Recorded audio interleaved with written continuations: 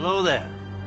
आज हम जिस मूवी की बात करने वाले हैं वो एक म्यूज़िकल मूवी है। अगर आप म्यूज़िकल मूवीज़ के फ़ैन नहीं हैं और आपने कभी विकेड स्टेज ड्रामा के बारे में नहीं सुना तो ये मूवी आपके लिए नहीं है। अगर मैं इस मूवी का म्यूज़िकल थिएटर की नज़र से देखूं तो ये उसमें पूरी उतरती है। विकेड मूवी का प्रोडक्शन, म्यूज़िक, डांसेस और एक्टर्स की परफॉर्मेंस बहुत अच्छी है।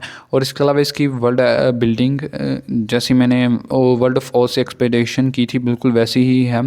वैकी, वाइब्रेंट, आउटलैंडिश आर्किटेक्चर और टेक्नोलॉजी, इसके अलावा कास्ट भी बहुत अच्छी है। मैंने सोचा नहीं था कि आरियाना ग्रांडे की एक्टिंग इतनी अच्छी होगी और परफॉर्मेंस भी उन्होंने बहुत अच्छी दी है।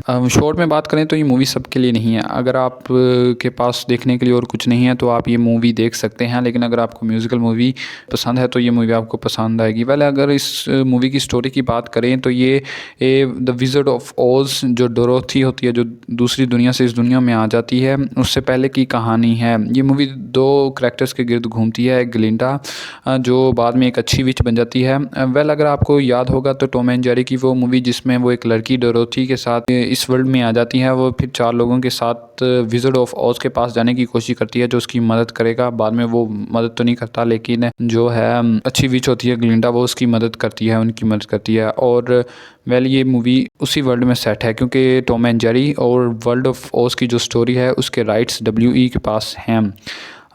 उसकी दूसरी करैक्टर है हमारी अल्फबा, जिस पर ये मूवी बनी है, जिसे विकेड विच भी कहा जाता है, जो एक विच है, जो एक चुड़ैल है। वो एक बुरी विच नहीं होती लेकिन उसको बना दिया जाता है। ये इसी स्टोरी पर है कि वो कैसे बुरी विच बन जाती है। ये मूवी उनके यूनिवर्सिटी के दिनों को दिखाती है कि कैसे वो एक दूसरे से मिलते हैं, एक दूसरे के खिलाफ साजिशें करते हैं, इतनी भी नहीं बुरी करते, और फिर दोस्ती उनमें कैसी होती है। ग्लिंडा वही पॉपुलर गर्ल और सब पर टॉप के ऊपर रहने वाली, जबकि अल्फबा एक ऐसी लड़की जिसे सारी ज़िंदगी बुली किया गया है उसके ग्रीन कलर की वजह से। मेरा मतलब यार, इस दुनिया में बोलने वाले जानवर हैं, एनिमल्स हैं जो बोल सकते हैं, और इन्हें एक ग्रीन कलर से मसला है। मेरा मतलब कोई सेंस है इस बात की?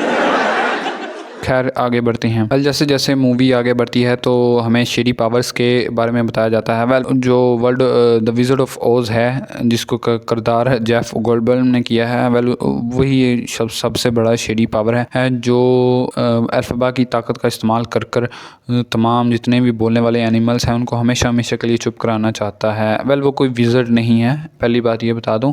वो बस थोड़ी सी टेक्नोलॉजी का इस्तेमाल कर कर और लोगों को बेवकूफ़ बनाकर एक विज़र्ड बना हुआ। जैसे जो डोरोथी होती है टॉम एंड जेरी के साथ मिलकर इसी के पास आना चाहती होती है ताकि वो कोई रास्ता दिखा सके और घर वापसी का, और फिर इसका पर्दाफाश भी हो जाता है। ये वही करैक्टर है। एट द एंड जो अल्फबा है वो इनकार कर देती है कि वो उसकी हेल्प नहीं करेगी, तो वो उसको एक विकेड विच यानी एक चुड़ैल करार दे देता है, जिसकी वजह से पूरा शहर उसके खिलाफ हो जाता है पूरा प्रोपेगेंडा कर कर। और जो दूसरी ग्लिंडा होती है उसको एक अच्छी विच बना दिया जाता है। तो मैं एक बात बता दूं, ये मूवी का भी पहला पार्ट है, यानी अभी दूसरा पार्ट आना है। पैसा कमाने के लिए 2 पार्ट में करना कुछ भी गलत नहीं है, और इन्होंने भी WB वालों ने भी यही किया है, यानी इस मूवी जो स्टोरी है उसको 2 हिस्सों में बांट दिया। दूसरे हिस्से में फिर डोरोथी भी आएगी। उसकी स्टोरी नहीं दिखाई जाएगी क्योंकि उसकी जो स्टोरी है द विज़र्ड ऑफ ओज में दिखा दी है। अब बात कर लेते हैं इस मूवी के कैरेक्टर्स की। सबसे पहले अल्फबा, जिसका मैं बता चुका हूँ, फिर बता दूँ Elphaba Wicked Witch of the West, जिसे प्ले किया सिंथिया अरीवो ने।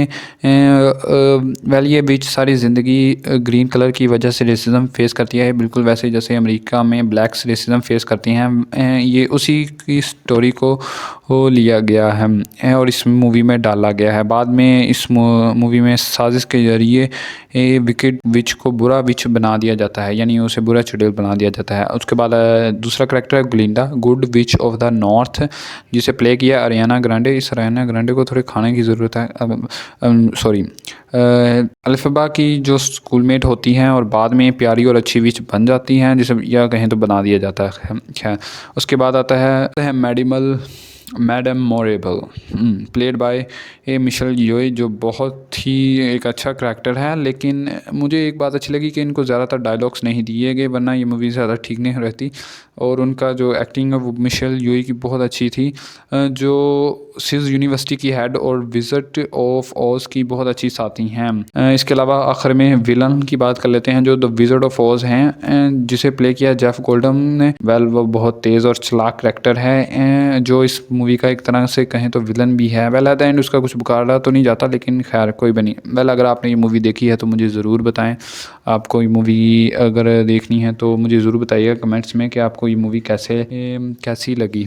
और सब्सक्राइब करें, शेयर करें और कमेंट्स ज़रूर करें और लाइक करना ना भूलिएगा। फिर मिलते हैं।